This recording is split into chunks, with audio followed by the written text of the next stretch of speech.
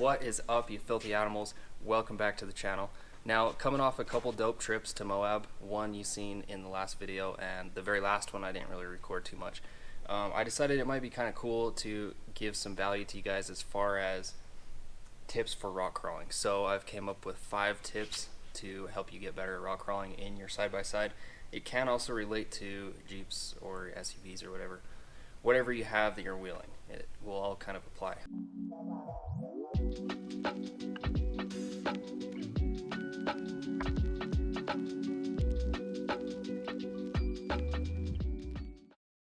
First off, you got to consider what kind of machine you have, because each one is going to crawl a little bit differently based on the suspension, the wheelbase, the tire size and compound, ground clearance, and then also width too. Like, there's actually a big difference on obstacles between my razor, which is 68 inches wide, and my buddy's razor, which is a Turbo S, and it's 72 inches wide.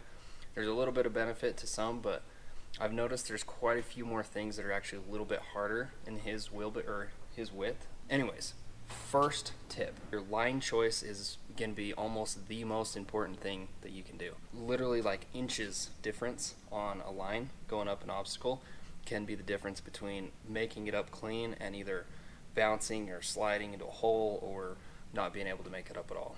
Now, I learned the importance of line choice from my buddy Rick when we both got into razors and we started going on a bunch of rock crawling trips, and I realized that even though we had the same machine, he could get up stuff a lot easier than I could. And then after paying attention, I realized that he was approaching things at a little bit different angle, and it ended up working out better. So from then on, I started kind of watching what he was doing and realizing that that's something that definitely you need to pay attention to. So that line choice all really comes down to what type of obstacle you have. Now, if you come up to a straight ledge or a slightly undercut ledge, you're not going to really want to approach it straight on. So I'm going to show you with my RC car right here, because I didn't have enough clips like I thought I would to correctly show you guys. So you can see when you come straight up to the ledge, it's a lot harder to, number one, get traction depending on the size of the ledge. But then number two, if you do end up getting your front tires over and you keep continuing on straight, most likely you're going to hit your trailing arms, like right here on the razor, or the frame right in front of that. So coming at a little bit of an angle, or even turning your tires when you're up against a ledge, can actually give you a little bit more of an edge. Now, the next part about choosing a line is kind of paying attention to where all 4 of your tires are going to be and what obstacles you can use to your advantage. So I showed you just that straight ledge, and there's actually a lot of things like that in Moab, especially on like the Golden Spike Gold Bar Rim Trail. But say you come up to a ledge and there's actually like another little rock right next to it. Instead of taking the ledge straight on, you could come at a little bit of an angle to where your back tire is going to go up on that little obstacle like I have here. And that right there will just kind of give you, it'll bring your back tire up when it's going to be getting the most tippy. So if you try to go at a complete angle, you're going to have your front tire up in the air quite a bit. But if you were to angle your machine so that you use that little bit of an obstacle, then it's going to reduce the tippiness, like, of actually getting over that. If you can think about where all 4 of your tires are going to be as you go up the obstacle, you're going to be a lot better off, because then you won't be surprised if your back tire ends up like dropping into a hole, or if your back tire is going to climb over a rock.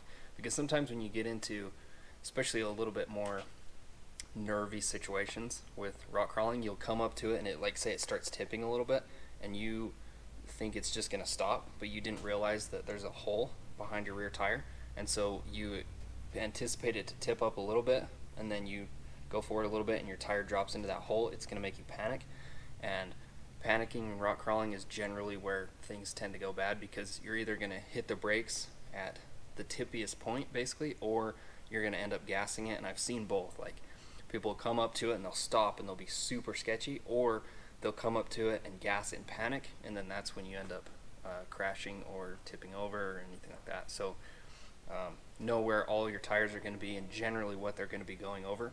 You know, sometimes if you're in a hurry, you're not, or you kind of end up sliding from the original line that you were on, you might be caught off guard like that. But generally, if you can kind of keep an idea of where your tires are going to be, that's going to lower the amount of surprise that you're going to have as you're coming up the obstacle.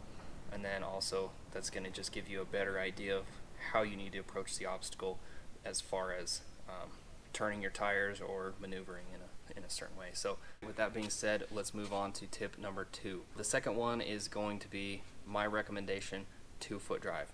If you don't know what 2-foot driving is, it's when you have 1 foot on the brake and 1 foot on the gas, and you're not really using them both at the same time, but it reduces the amount of time between transitioning your gas foot over to the brake or vice versa.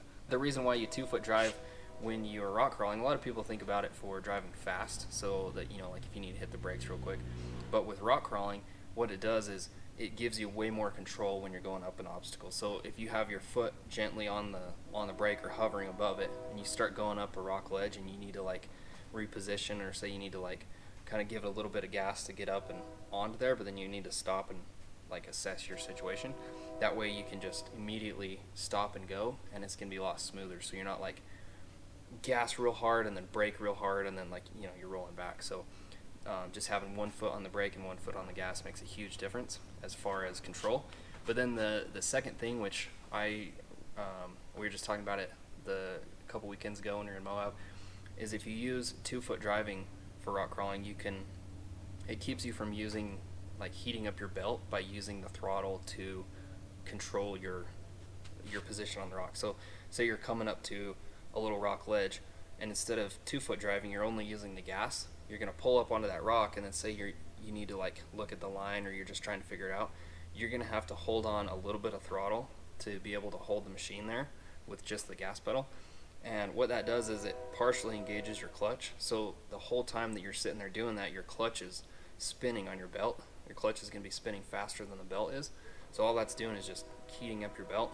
And then not only does that wear your clutches and smoke your belt, but then it'll make it harder when you get ready to actually go to a tough obstacle, because your belt will be hot, and it just decreases the life of it. So 2-foot drive gives you more control, and then it also saves your belt and everything like that. Third one that I've come up with is using a bump. So if you're kind of new to rock crawling, you might have never heard of that, but basically all it is you get either, usually you want to get back from the obstacle a little bit.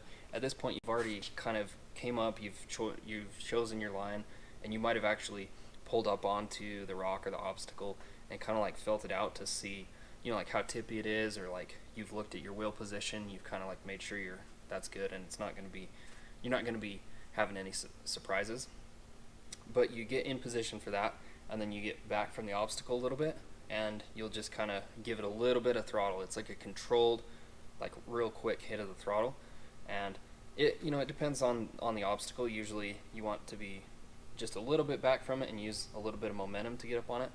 But sometimes, like say you're doing a big wall climb, like right here, you'll come up to it and you'll get your whole entire machine like basically up on the rock to where your back tires just have a foot or two before the wall, and then you'll give it a real quick bump, and then that'll give you enough momentum to go up.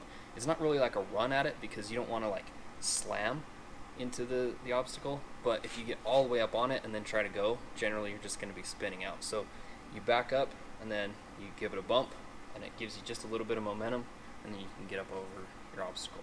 So a scenario where you might not want to use a bump unless it's absolute necessary is going to be a ledge. Like, so how I was saying before, if you come up onto a ledge straight on and you end up hitting your skid plate or your trailing arms, I've seen a lot of people that come up to it and they'll try to go and it'll spin out, so they'll back up and then ram it. And it can be done that way, but I feel like most of the time there's a little bit better way to do that, just by turning your vehicle a little bit, getting a little bit of an angle, and then using some momentum. And speaking of momentum, that is the fourth tip. Momentum makes things a lot easier. Like momentum's one of those things that kind of comes with more practice when you're rock crawling, so you kind of get a little bit better at choosing your lines, and you can kind of know how your machine's going to flex generally as you come up to an obstacle. You can come into it with a little bit more momentum, and you won't come to a dead stop like right at the obstacle and then try and go up it. And I kind of found this out through rock crawling on Cliffhanger in Moab. So I've done Cliffhanger at night quite a few times, and the one time, I think it's probably like the second or third time that I'd done it, me and my buddy went up there and we were planning to race. I think it was that same weekend or the next weekend or something. So we were practicing racing, and we went up it just a nice casual pace, and when we came back, we're like, well, let's just race down it. So we were like mobbing through there, and we actually got through it super easy. Like we didn't have hardly any problems. Made it all the way back through the trail. And then the very next time I tried to do it, we were just going real slow, taking a nice easy trail ride.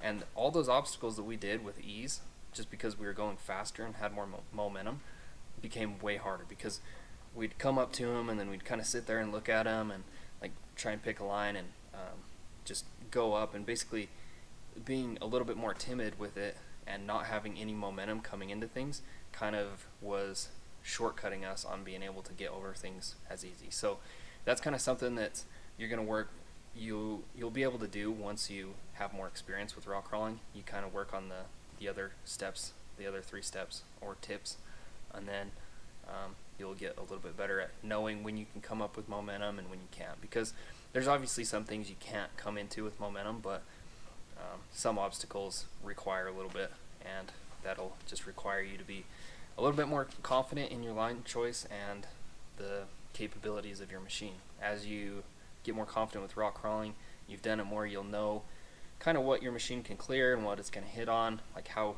high you can have your wheel off the ground before it actually gets sketchy, because in rock crawling you're always going to end up with the wheel off the ground at some point. So as you do it more, you'll get more comfy with, like getting a little tippy. So with that being said, it kind of leads into the 5th and final tip that I have for you, and that is, don't be so timid when after you've already looked at your line, you've already kind of tested it out, maybe you're ready to bump it, or you're just gonna go right up. If you cannot be timid in that instance and you can just commit to your line and just go for it, you're actually going to be, I would say most of the time, it's going to be way less sketchy. Because the problem that I've ran into with myself, and I've seen other people do it too, is if you kind of like lose your confidence when you're coming up to it, or you're like, you panic, you get a little bit scared, you can get in that point even after like 14,000 miles in Brazers, or maybe 15,000 now, between this one and my last one, and there's still times where it like tilts up and like it scares me a little bit to where I let off or whatever. And there's a lot of times, if you have a good line choice, you've already kind of worked on those foundational skills with rock crawling, you'll have a good line, and you can totally mess all that up just by being timid. So if you come up to something and you get a little section where your wheel tilts up, and instead of just keeping your momentum, like the 4th tip, you will end up stopping right there, and then a lot of times you'll end up stopping in one of the worst spots, because it'll come up and then you grab the brakes, and then it'll like either rock a little bit or you just get really sketchy and it freaks you out. So if you can keep that momentum up and not hit the brakes, or I've also seen people hit the gas, like they'll come up into something, the front end will tip up or get a little bit sketchy, and they'll end up hitting the gas, and then that makes it way worse. And like I said, that just all comes with practice and more experience crawling. But yeah, don't be timid. Just kind of, once you've picked your line, just go for it, and generally it'll be safer, because there'll only be like a second when it's actually sketchy, and if you have that momentum, it'll carry you over the tippy point, generally speaking. Alright, so that is my 5 tips to help you guys get better at rock crawling. Now I have 2 other bonus tips that really aren't, they're a little bit more for helping you not damage your machine while you're out practicing or you're out having fun. The first one is going to be, if you're going over, this could be not only rock crawling but regular trail riding. If there's, like say, a big boulder or a log in the trail, don't try to straddle it with one wheel, or don't try to keep it to either the driver or passenger side. I think the best thing you can do to minimize damage to your radius rods on the back, or your A-arms or anything like that, depending on your machine, is to straddle it right down the middle. And the reason for that is you have a skid plate all the way down the center of your machine. There's a lot of aftermarket ones that are a lot tougher than stock, but even the stock one is going to be better off to have the rock hit through the center of the machine rather than on the radius rods, because they actually bend pretty easy. Now on this machine I have high clearance radius rods, and it's this bar right here. So there's a lot less chance to hit it on a rock, but the stock ones angle down and they can be easily bent if they get caught on a rock. One other word of caution with that, just be careful, because if you're rallying, if you're going real fast and you take that advice and you're like, oh, I can just go over these rocks because I have a skid plate, there are limits to the skid plates, and the transmission right here in the back is actually somewhat vulnerable to smacking on rocks, because if you're going real fast, you can smack on that, and when your suspension compresses, it's going to get lower to the ground, and there's not very much gap between the metal skid plate in the back of the frame and the transmission. So just be a little bit careful if you're going at high speeds. Kind of almost forgot the other tip that I wrote down, but it is, don't get in a position where you're spinning and bouncing. That is a very easy way to break axles. Just a couple weekends ago when we went on the trip to Moab, which is my last video, there's 2 rear axles broken right off the bat on the trails, and they were both due to spinning on an obstacle and bouncing. And then a lot of times you can get a little bit of momentum, start going up the hill, and if you slide back and you're spinning or your machine's bouncing like that, as soon as your wheel gets pinched in there, it's going to have all that momentum in the drivetrain, and then your wheel is going to stop and you'll break your axle like super easy. So if you're spinning a lot and you're bouncing, other than going up a wall, you're going to end up breaking something, and you're going to want to try and stay away from that. And that can basically be avoided by better line choice and better technique. So keep that in mind.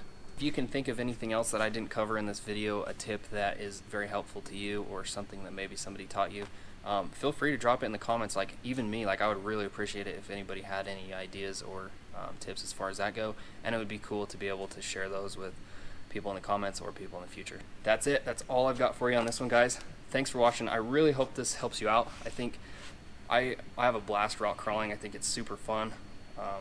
I like going with all my friends and trying to get better at picking those lines and get better at tackling tougher obstacles in a more efficient manner. It's always so cool when you can come up to an obstacle, especially if other people are struggling on it. You can come up to it and choose the line just a little bit better, and you can just walk right up. So hopefully if you employ all 5 of these tips, that will help you get better, and you can be the one who comes out with no damage or less damage. So that being said, I appreciate it. Thanks for watching. Have a blessed rest of your day. Peace out.